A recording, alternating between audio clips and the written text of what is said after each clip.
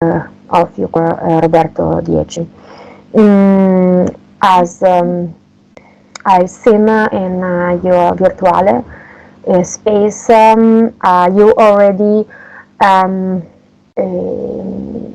we recall some basic concepts about one variable functions and the computation of derivatives and tangent line and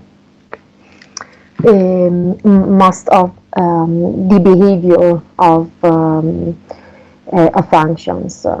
And I think it is good today to exercise about how to compute maybe some domains of functions and compute derivatives of functions, and maybe you will do during your lectures the partial derivatives this week with Professor Dieci. So I will share my screen, and if there are problems you can write on the chat, or you can simply say something. Excuse me, Professor. Yes, yes. Excuse me. Is it possible to record the lesson? I think so. I will check because I'm not sure I can record, but I think so. Yes, yes, I can do it. Thank you. You're welcome.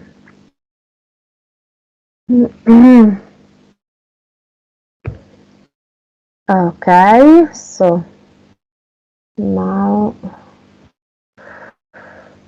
I will open a new Blackboard.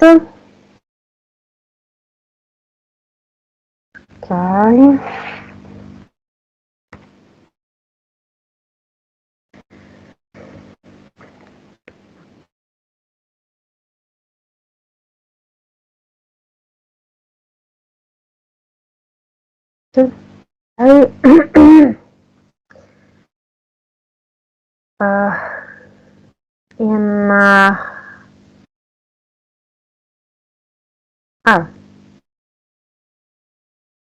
I'm not sure, but there is a transcription of my recording, but I think it is automatically done. I think you should see the Blackboard now. Should be so a Blackboard and online Blackboard, and I will begin with a couple of simple exercises about the computation of some domains and derivatives. If you have any questions about more exercises, maybe you have the book. I didn't check the contents, but I think you're using again the seed site from given from Professor Dieci, and a couple of other books that are with many examples and exercises. But if you want more exercises, I think you can ask me or Professor Dieci to give you some other stuff. Okay, so let's begin with something simple. I would say recall about the more important functions that are the one variable functions. Let me write one variable.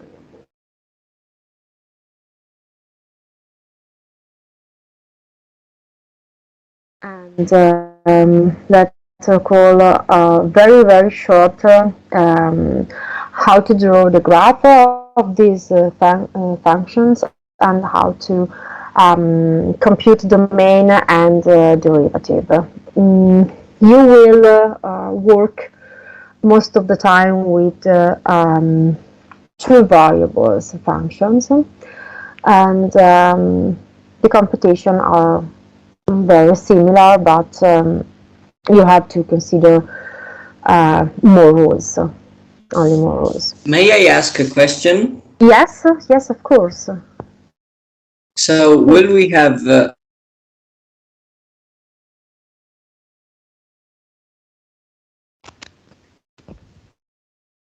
Hello? will you give us exercises before lectures? I mean, we have these classes. Please, can you repeat your question, because I didn't hear almost anything. I couldn't hear you now. I don't know if it is my microphone. No, it's my connection. Sorry. Okay. Now I can. Sometimes.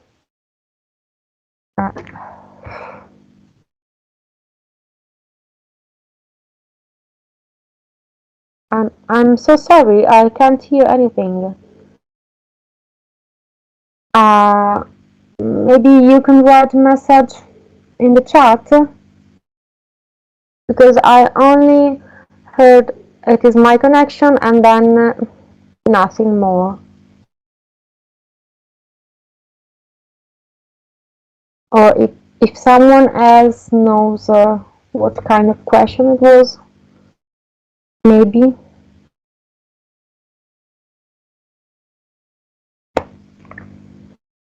I think he asked if you could upload exercises before the lecture so that we can have them before class.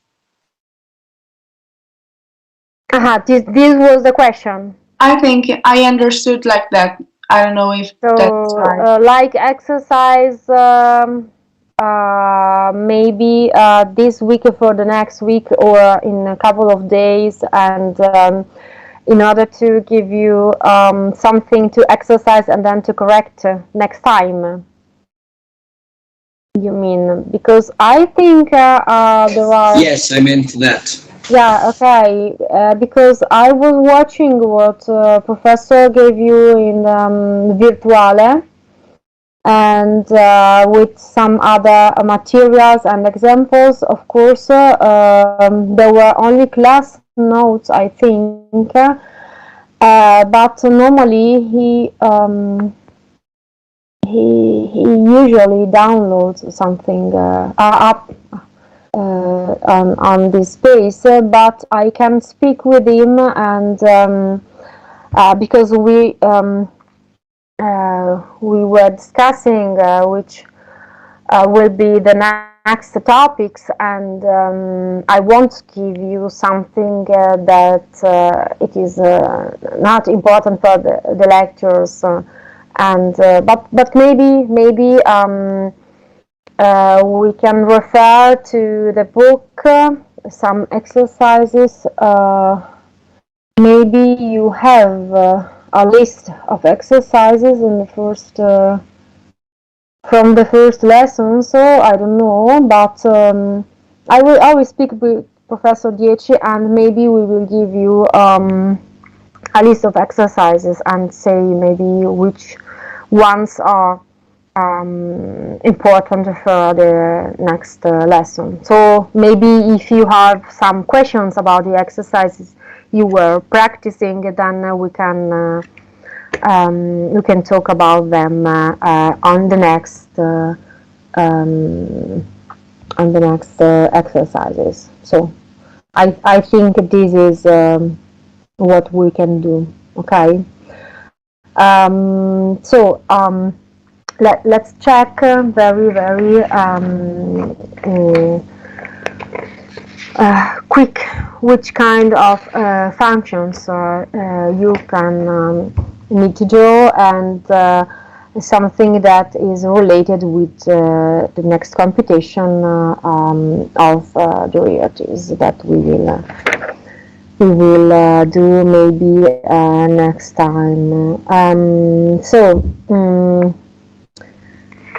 I have a list. All the list of exercises. Maybe we can work this list and then give you next time. Okay. So derivatives. I'm sorry. one variable function. If you know the most common one variable functions, you can recall the power function x to the n, and this is an example of that if n is odd or n is even. Of course, in this case, I'm considering integer n. So let's say natural n, because with negative we will discuss later. And what kind of graph we will obtain from this kind of function. In this case, we will have something that is similar to a parabola if n is even, so like y equals x squared, or something that is this called cubic parabola, and that has this kind of graph, and it has an odd power. And what is different is that for negative x's you have positive y's, so positive values of the function in the even case, and for negative x's you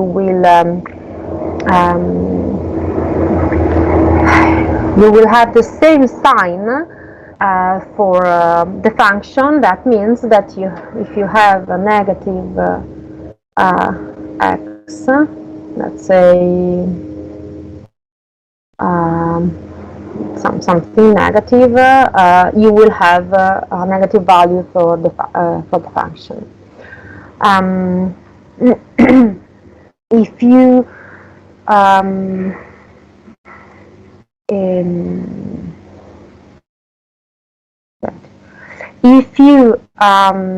have integer powers, but let's say negative, so let's say x to the minus n, because if n is a natural number, minus n will be an integer number with negative sign. And then, of course, you can imagine to write something that is going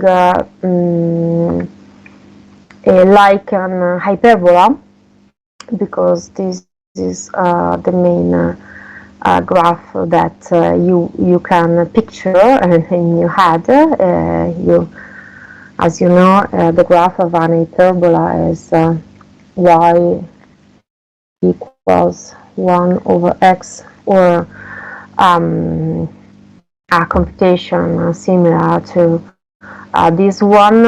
And if you have maybe something with and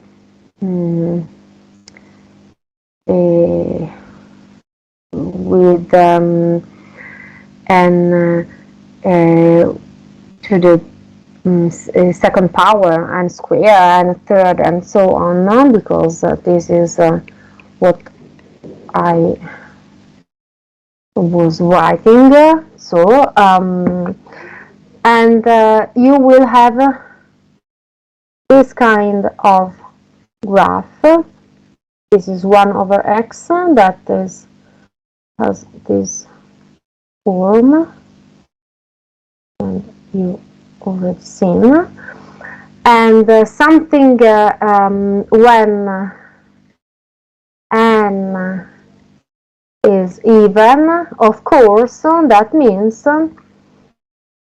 that you have under the fraction, your quotient, something that for negative x again has a positive value, and so you will have something that is of this kind. So for x negative, you will have again something that is positive. Okay. If you have the power that corresponds to a root, so a square root or a third root or maybe any root of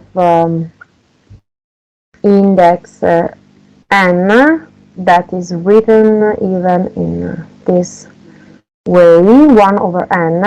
Normally, if you know the rules for the power of numbers, of real numbers, you can use the usual rules. That means this kind of rules. So a to the n times a to the n, it equals n plus n as exponent, and the quotient means that is the difference between the exponents, and normally a to some fractional power means that n, what is under the quotient, is the index of the root, and n is the exponent. And this kind of function, it depends again on the type of values that n has. If n is even or if n is odd, we have different type of graphs, but more important thing is that if n is even, you have to state, to claim that x should be greater than 0, strictly greater than 0 if it is under a quotient, but greater or equal to 0 if n is only even, and you have, for example, if you have the parabola that is x squared, to compute the square root of something means to compute the inverse function of this quadratic function. For instance, if you write this graph like the graph of the parabola, so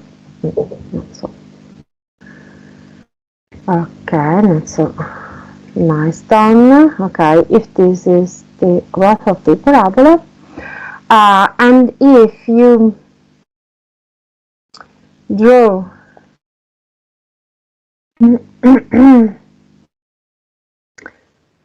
the bisectrix of first and second quadrant of the Cartesian plane that has this equation y equals x. That means the inverse function of the quadratic function is the square root of x, and it is completely symmetric with respect to the bisectrix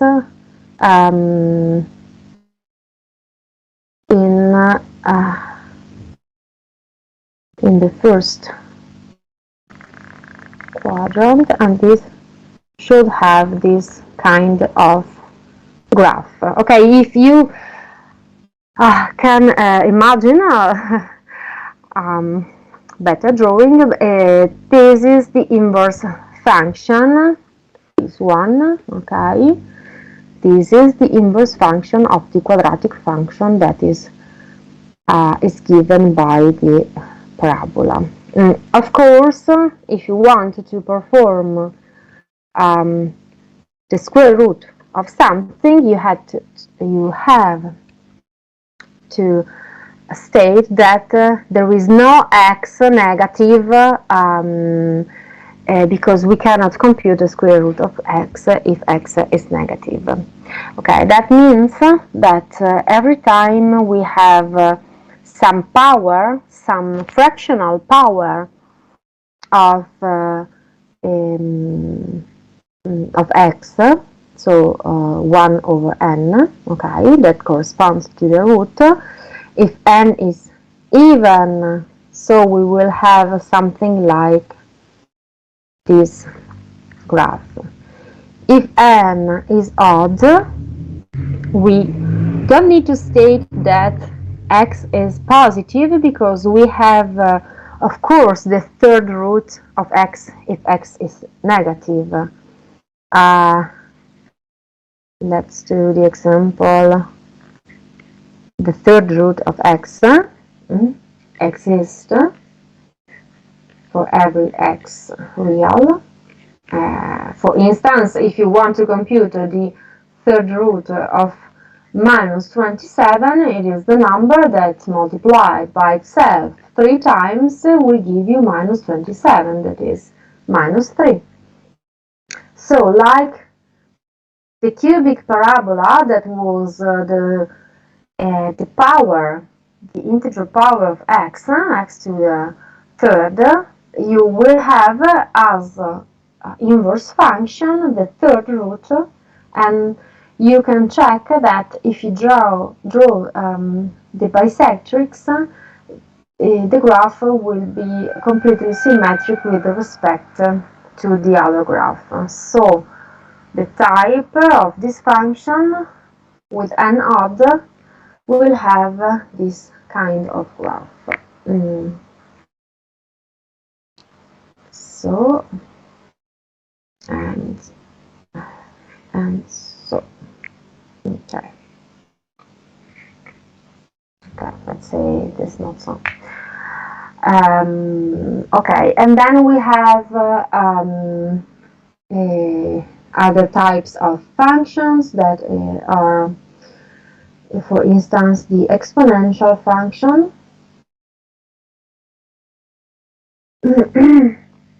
That is y equals e to the x, and logarithmic function ln of x, and the graphs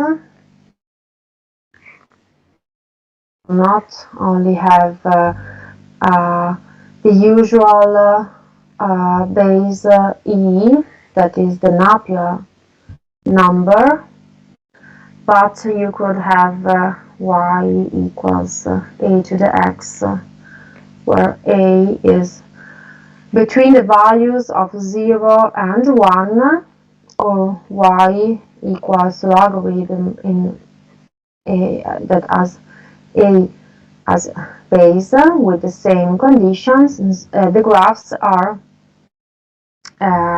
symmetric with respect to the y-axis and the x-axis. That's right.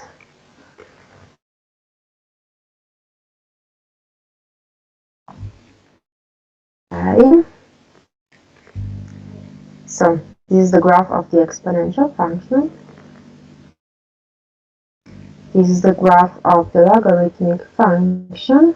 Every time you draw a logarithmic function with a base that is greater than 1, you have this kind of graph where the point 1, 0 always belongs to the graph, and in this case the point 0, 1 belongs to the graph.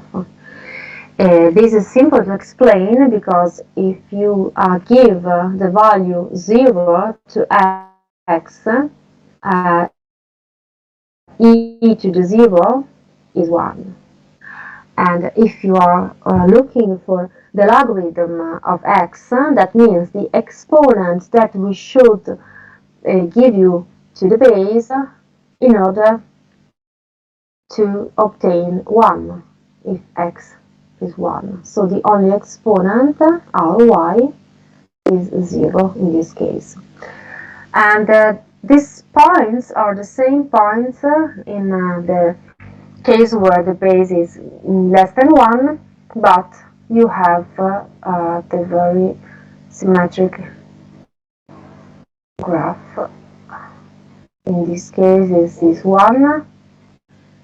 This is strictly increasing on the left and strictly decreasing on the right. Increasing and decreasing is very important. And this is what we have for the logarithm. Okay, so these are decreasing, and that means that if you have some value that is greater than another value in corresponding points x1 and x2, we will have something that is smaller than what you had before. That means maybe it is a little small, but that means that the value corresponding to x2 is smaller than the value of corresponding to x1. F of x1 is greater than f of x2. That means it is on the other side, and this is what decreasing function is, and that increasing function means if you have something that is greater on the argument of the function, even the value of the function corresponding to this value will be greater than the other. Okay, that is the meaning for increasing the function. And this is important. We will check with derivatives in one variable of one variable function if a function is increasing and decreasing, because you've already seen the tangent line to a function, and you are aware that the tangent line has a positive or negative slope if the function is increasing or decreasing. I will draw a tangent line, for instance, in this graph maybe. Okay, so you can see that the angle between the tangent line and the x-axis, let's say alpha, has a positive slope, and the slope is given by the first derivative of the function, and in this case it is positive, so the function is increasing. But in this other case, if you draw the tangent line in some point, even in this point, I think it could be okay. Okay, so, and you have this kind of angle that is greater than 90 degrees. This has a negative slope, and f prime of x is negative, and in this case, what other kind of function you could have? I think I'm not sure, but almost sure that you didn't had goniometric functions. So sine and cosine, I think you didn't recall this kind of functions. And okay, so let's begin with some domains of functions, and so we can solve then some derivatives. We have this kind of functions.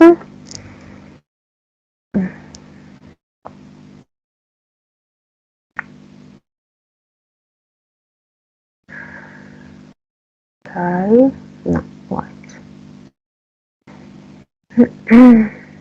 So let's begin with something easy. So f of x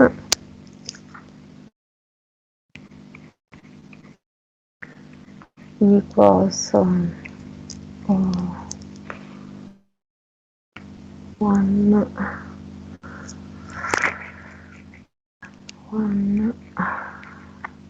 Okay, let's take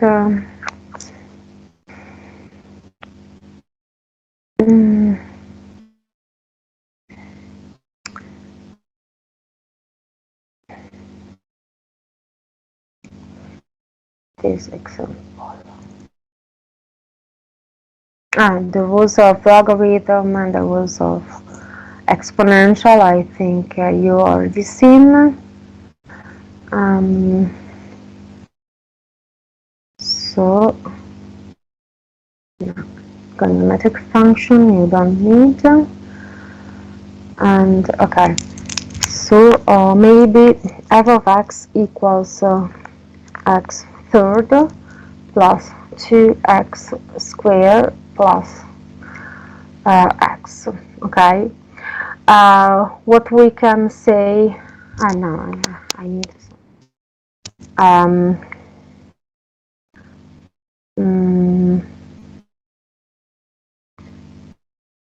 x minus 1. Okay, so let's say it is a fractional function. If we have a quotient, we have to set x minus 1 different from 0. And this is solved by x different from 1. So if you want to write as a subset of the set of the real numbers, the domain of this function, you have to write as an interval beginning from minus infinity and stopping by 1, and then again from 1 to plus infinity. And what can we say about this fraction? We can compute the function in some points if you want. Maybe if you compute f of 0, you will obtain 0 instead of every value of the x, so it is 0 divided by minus 1, and that means that is 0. So this function is passing through the origin of the x and y axis, and you can check other values. You know that for x equals 1, the function doesn't exist, and we can compute, for instance, now you didn't compute limits, but maybe was in the crash course. I'm not sure, but you can compute the limits of these functions, and that they give you the behavior of the function with respect to the sets where the function doesn't exist. In this case, all the values that are approaching to the value 1, or you can compute the tangent line in some point. How do you compute tangent line in some point? You can compute the derivative using the formula that I'm sure you were given by Professor Dieci, where y minus f of x0 is equals f prime computed in x0 times x minus x0. This is the equation of the tangent line.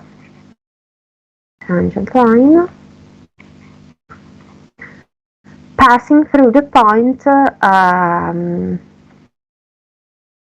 x0, y0, where I'm written f of x0 in this case. And we will compute y equals plus we will compute now the derivative of f of x. So we can compute all the rules for the derivatives, and then we can watch which kind are not so easy to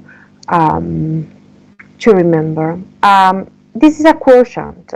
Every time you compute the derivative of a power, so let's say xn prime, it is the power taken as a factor, a multiplicative factor, multiplied by x, where the power is 1 less than the previous. And if you have some constant that multiplies your x, the derivative is the constant, and so if you have some constant value that multiplies any kind of function, you will have that the derivative of the function,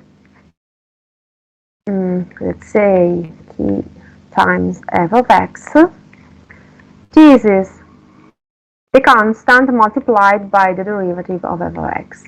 Let's do a couple of examples before we will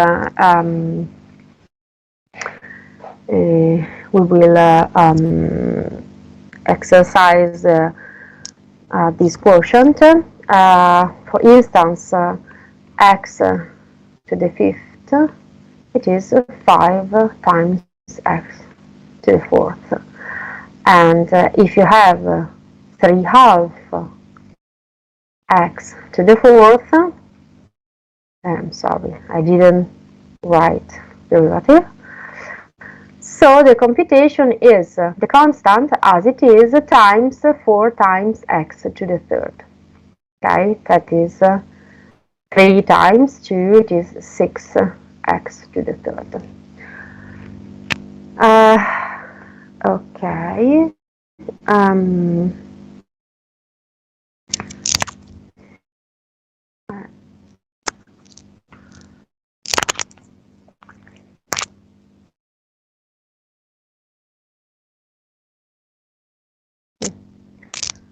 To the third minus plus 2x squared plus x. If you only write the numerator of the function, the sum of derivatives is the derivatives. The derivatives of a sum is the sum of the derivatives. So if you have the derivatives of this whole expression that we have on the numerator, you can compute separately everything. So that means 3 times x squared plus 2 times 2x, that is 4x, plus 1. And this is the derivative of this function. And if you compute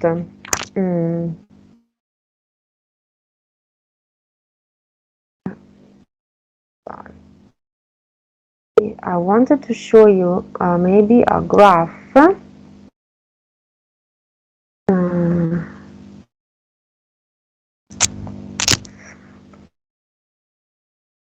minus,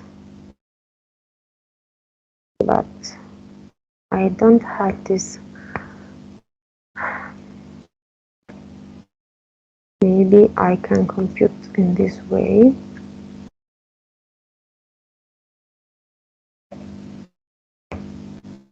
Okay. Okay.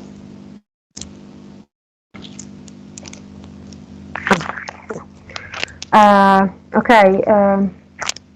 Maybe I can show you this function as it should be on in a graph, and that is this kind of function, something like that. It's passing through 0, and it always exists. But if we compute the other function, we will use other rules for the derivative of the function.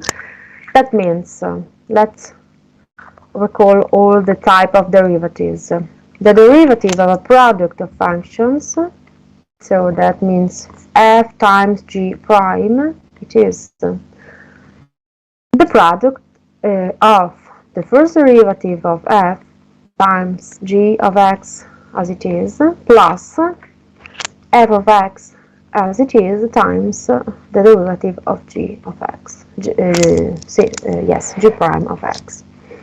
So let's say we have, for instance, x squared plus 3x multiplied by, oh no, let's do something easier. So x squared times e to 3x, okay?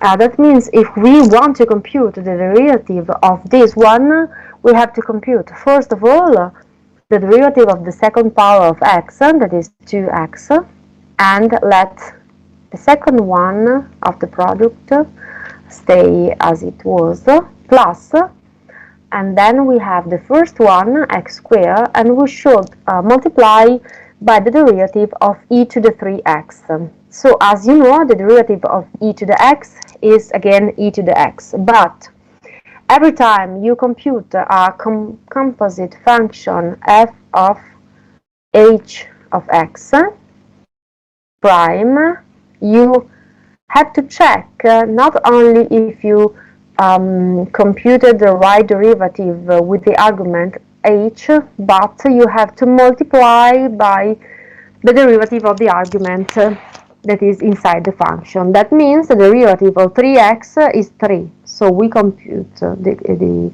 product and then again e to the 3x. Okay? And the composition of function works every time the same way. That means we can have a function of a function of a function, and every time we should compute the derivative of the argument that could be a derivative with some argument inside, from which we should again compute the derivative and multiply by the other. If we have a quotient, right, of quotient of two different functions, f of x divided by g of x, then we have, let's take then for instance, this easy example with x squared times 3x, so we can compute. So we have on the denominator the square of the previous denominator, and on the numerator f prime times g minus, so it's very similar to the product formula, minus f of x times g prime. Okay. So let's compute this type, x squared divided by 3 e to the 3x. So we can watch which kind of function it becomes. So the square of e to the 3x is e to the 3x squared. That means 3x times 2, it is 6x. And then we have the derivative of the first one, 2x times e to the square 3x minus, and it is the very first expression that we computed. It is x squared times 3 times e to the 3x. Of course, if we compute, if we are computing something with exponential function, we can see that there is the similar factor e to the 3x in the two terms of this algebraic sum. That means we could write 2x minus 3x squared times e to the 3x, and every time we need to study, for instance, the sign of a function, then we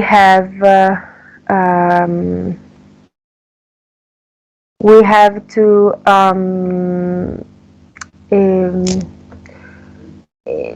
take the exponential outside from some product of function, because this is very easy to compute, because this is something that is always positive. So it doesn't matter if it is outside as a factor. The sign will be always positive. Okay, so let's compute now the derivative of our function that I will rewrite in the next board.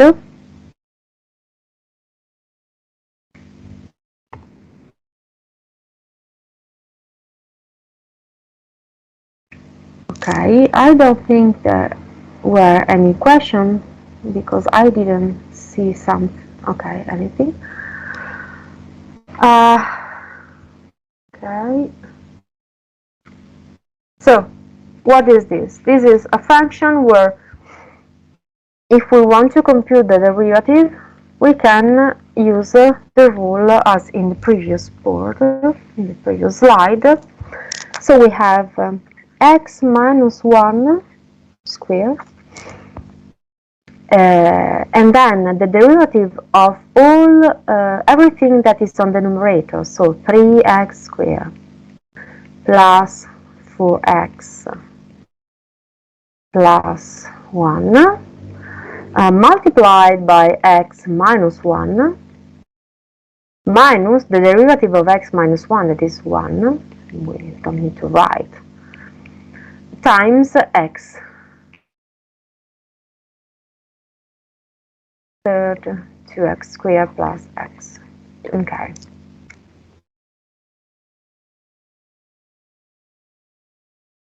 And if you want to perform a better computation, of course, you should rewrite every term by solving the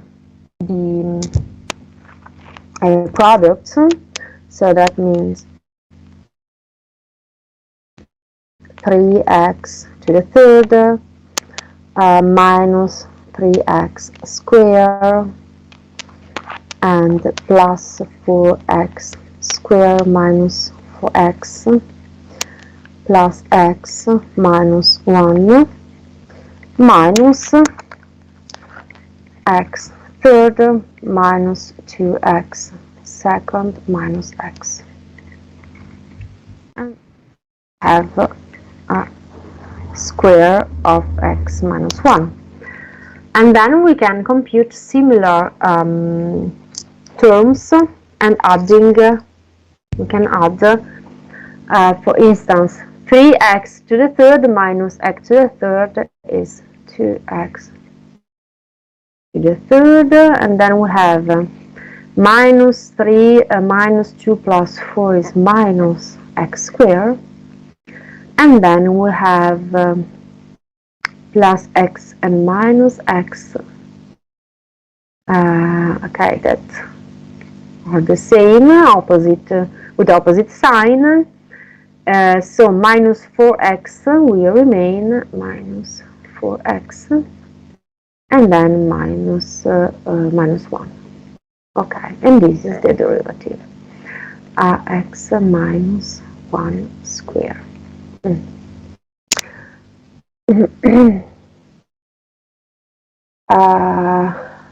So maybe if I ask you to compute the tangent line to this function in the point with x equals 2, you can compute f prime of 2. Let's say if the number I've chosen will give us something that is easy to compute.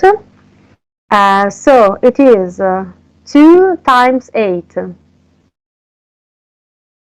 That means 16 minus 2 to the square 4 minus 4 times 2 8 minus 1, and this is 2 minus 1, which is 1 to the second square. So it is 16 minus 8 is 4 minus 1, it is 3. So the derivative in the point with the value x equals 2 is 3. F of 2, you have to compute the function from the original expression of the function is, in this case, you have 2 minus 1, so 1 on the denominator, and then you have 8 plus 2 times 4, 8, plus 2. That is 18. So the point 2, 18 of this function, at the point 2, 18 of this function, the slope is 3, and the tangent line is y minus 18, f of x 0, equals 3 times x minus 2. If we write the function by passing minus 18 on the other side, so writing 3x minus 3 times 2 is 6 plus 18, the function, the line will be 3x plus 12. Okay, so let's take this function. I wanted to draw this function maybe with this other function that I have, y equals to the third plus 2x squared plus x, and on the denominator x minus 1, and I should be able to copy paste this function, the graph. I wanted to draw the graph, but I'm not so good by some maybe. So this is the graph. Okay.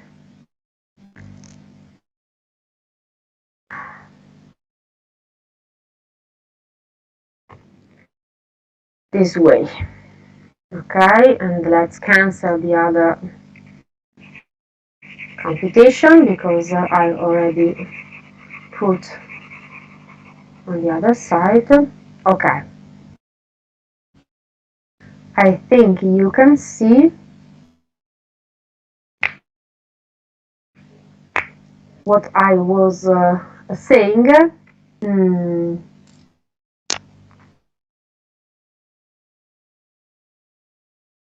Maybe it's not so clear. Because there is another. Okay, maybe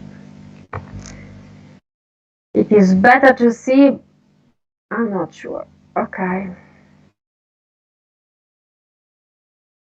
because the function has this type of graph. Let's do a little smaller because I wanted to point out which are defined for maxima and minima and the intercepts with the axis, but the pieces of the function a little with greater values of the y were not in the graph. So if you watch, what does it mean? Okay, these are smaller than I thought, but if you are drawing the graph with the x-axis that is stretched, you will see that between 0 and 1, that means where the function doesn't exist, the function is decreasing more and more, and it is approaching minus infinity as a value.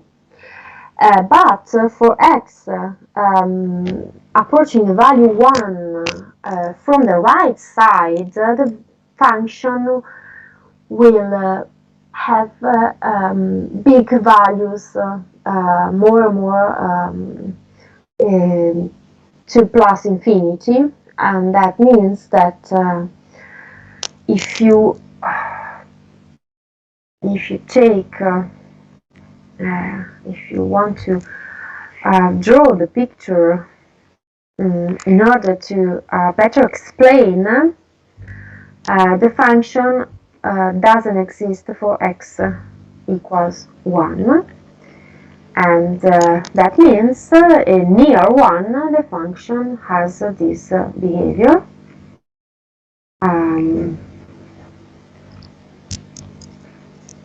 So this behavior, okay, and x approaching 1 from the right side, the function has this behavior, okay. So and then has something else is going something else elsewhere. Why are the derivatives so important for us? We didn't compute the derivatives of a square root or something, some other root, but the rules remain the same as for the integer power. You only have to consider what kind of number you have, and then you should compute as a factor for the function in front of the function the previous exponent and as exponent the previous exponent minus 1. I'm not sure I gave you the derivative of the logarithmic function, but we can write there, or maybe in the next slide. Okay, the derivative of the logarithmic function. Let's say you have y equals logarithm of something, x squared plus 1. Okay, so the derivative will be 1 over x squared plus 1 times the derivative of the argument. So 2x plus 0, because the derivative of a constant is 0. And so this is the solution in this case. X squared plus 1, and you have 2x. So we have the derivative of a product, of the quotient, of the logarithm, the derivative of the root. Let's say you have f of x or y.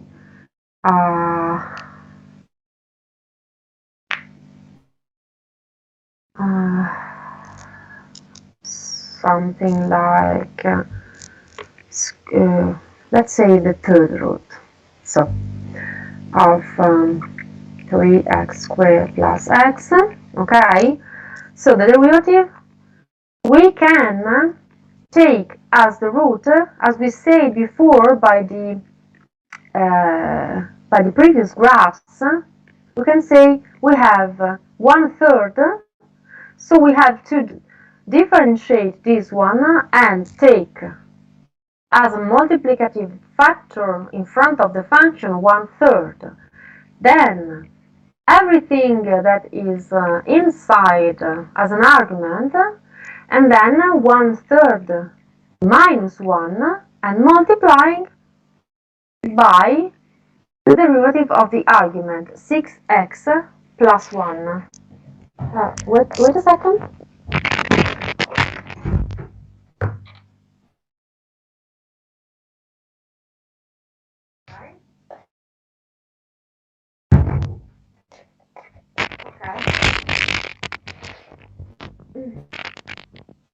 I'm sorry, I thought it was phone.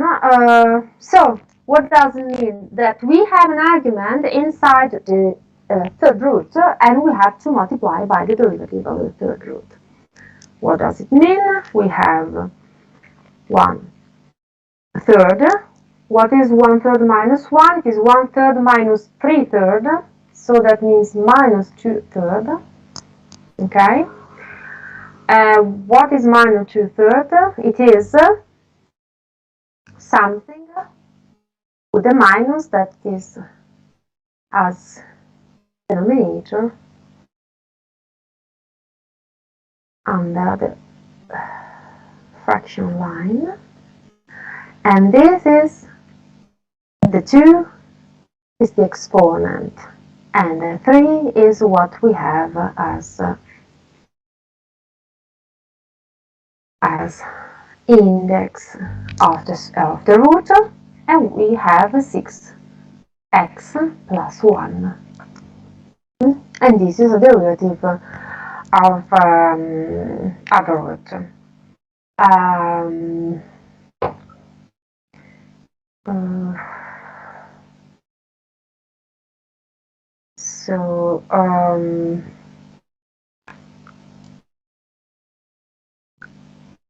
So let's begin with something more complicated. I think it is clear how it works until now by the computing of the derivatives.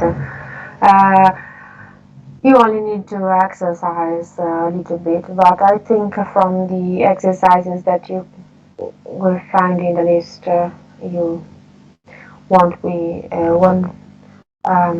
a problem in order to better understand this all this computation. So let's compute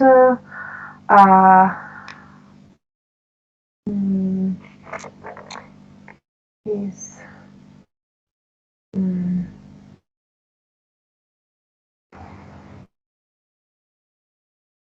exercise, maybe this one.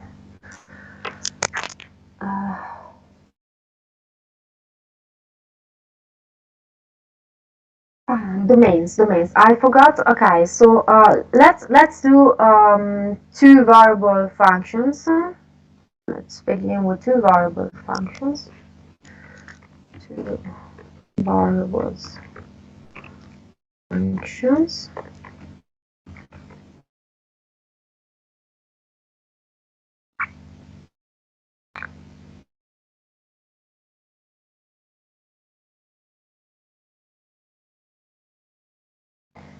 And first of all, I will take some example from the book. Maybe then you can rewatch, or maybe you can ask if you don't understand.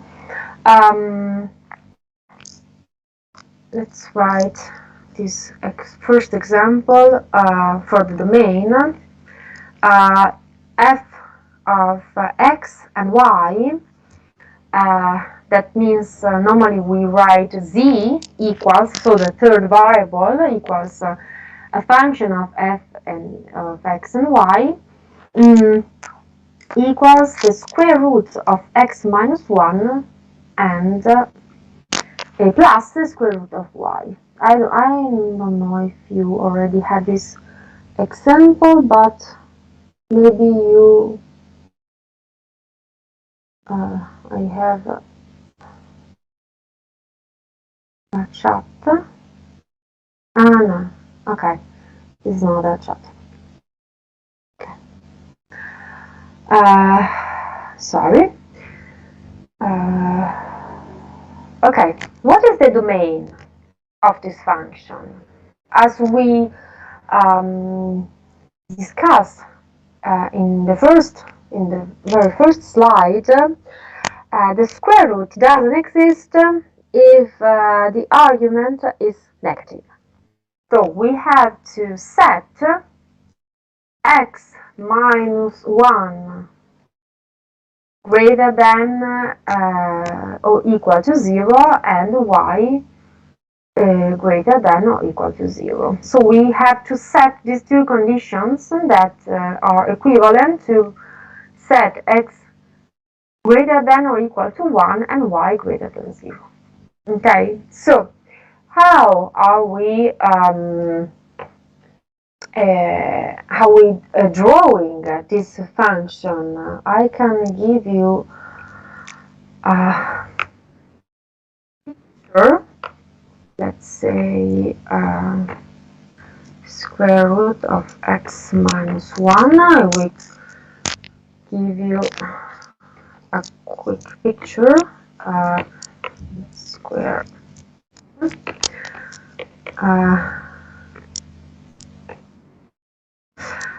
of y.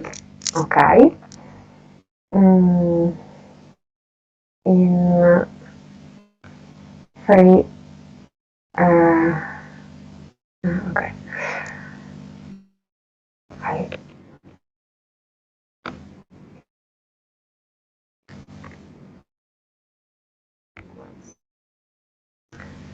Square root. Okay.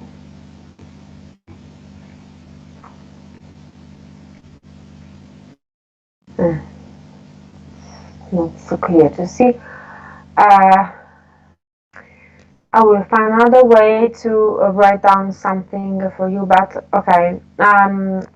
As you know, if we had only the first one and as a function of one variable, we could rewrite this one as a circumference and I'm sorry, as a parabola, and by computing the exponent as a square, we could write down the domain. But it is not important now. Maybe I will copy and paste some other picture when I will send you the slides. What is important is that if you have two variable functions, you should think in three-dimensional spaces. That means that you have x and y axis, and you're watching from over these points, and you have a z-axis. And to have a function of x and y means to have the domain in this plane, xy plane, and only the points that are existing in the xy plane. You should draw the sets, and maybe you can then imagine the picture of the function in the space by drawing the z component, the z coordinates. Every time you should compute the values of x and y. So what is the domains in this case? We will have the xy plane as usual, drawing in this form, okay, from above. Let's say we are watching from above on the xy plane, and then what are the all the values that are that have x's greater than or equal to 1. So 1 is fixed, and we have a line through this point, almost. This is x equals 1. We should take all the values that have x greater than or equals to 1. So let's draw this kind of values that are on the right with respect to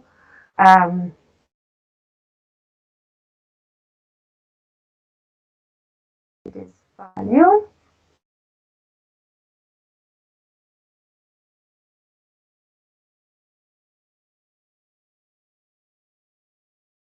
These are all the values. This is a half plane, okay? It is a half plane. Half plane. But all the points that should have y greater than 0 means all the points that are over the level 0 with respect to the y. That means we need another half plane to draw. This is this one.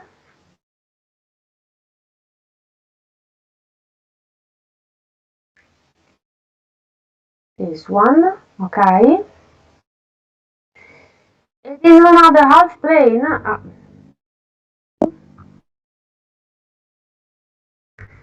that we can draw. Okay, that is everything that is over the value y equals 0. This is the x-axis. Y equals 0 is this axis, everything that is. So, what is the solution? This domain is everything is red and blue. The red and blue domain, maybe we can take this color. So this is our domain. Okay, I will color in yellow. It is something as a shadow, and everything you have in this area, in this yellow area, these are couple. These are ordinate couple that you can take as values for which you can compute f of x and z.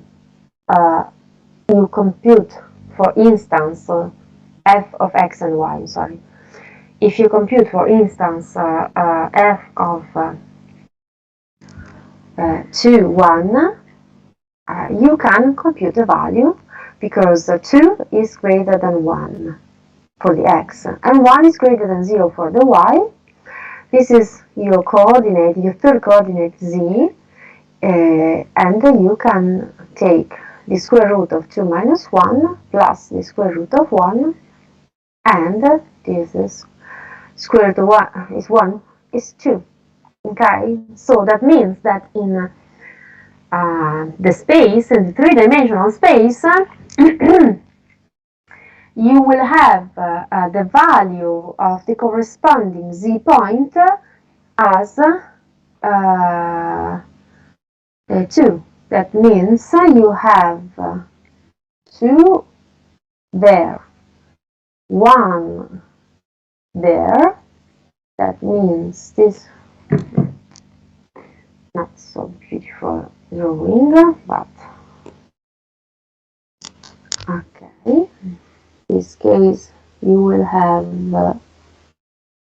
this where they meet. You have a point. This point is the point 2, 1, and the z coordinate will be there and at 2, 8. Too long, maybe there.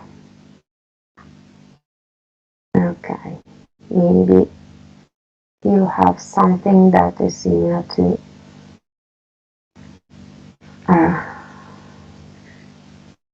this one. Okay, not so. Okay, this is z equals f of x and y. Okay, so how do we compute the derivative of a more variable function? The rule is always the same, even if we have 3 variables, 4 variables, it remains the same. Everything you have to compute some derivative, you have to derive, you have to differentiate with respect to only one variable.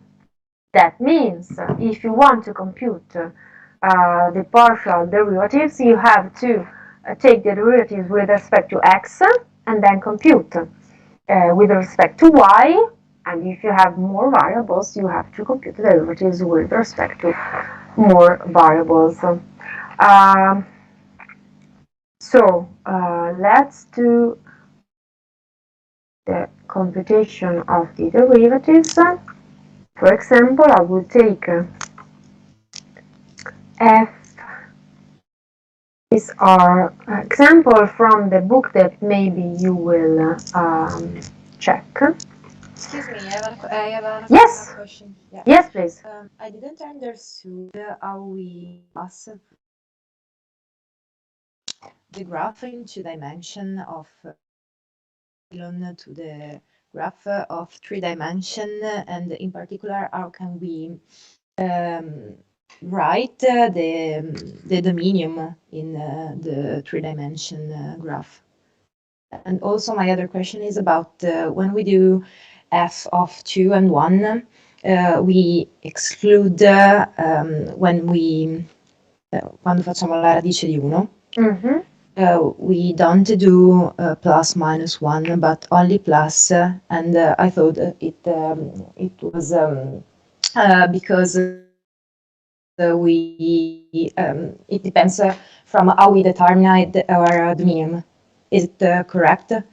This computation, you mean of it was something that I picked up some value. I took the point 2, 1, this one, okay, from the xy plane, and then I computed the function by substituting x, 2 instead of x, and 1 instead of